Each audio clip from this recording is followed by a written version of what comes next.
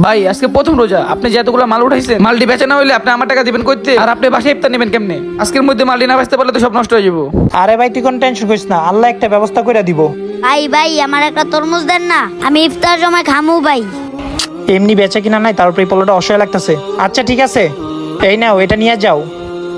ধন্যবাদ ভাই, আল্লাহ আপনার ব্যবসা বরকত দেখ। আরে ভাই, তোমার তরমুজটা এত সুন্দর, তোমার তরমুজটা কোন জায়গা থেকে নিছো? ভাই ওই যে ওই পাশে একটা ভ্যান গাড়ি আছে, ভাই আমার এই তরমুজটা খাইতে দিছে। যাই তাইলে ভাই, আমি তরমুজ ওইখান থেকেই নিমু। ভাই, তরমুজগুলো দেখতে তাজা লাগতেছে, কত করে বিক্রি করতেছে? জি ভাই, রোজার মাস তো, বেশি দাম না, কয়টা লাগবো? ভাই রমজান মাস তো, তাই ভাবছি আজকে এলাকা সবাইরে আমি ইফতার করাবো। ভাই আপনার ব্যানে সব ফলই প্রায় আমার লাগবে। ভাই নেন, এখানে 20,000 টাকা আছে, আমি আমার ব্যান পাঠাইতে আসি, ওর কাছে দিয়ে দিয়েন, সবকিছু গুছায় রাখ। ঠিক আছে ভাই, আল্লাহ চাইলে কি না পারে। আপনি যদি মুসলিম হয়ে থাকেন ভিডিওটি লাইক আর শেয়ার করতে ভুলবেন না।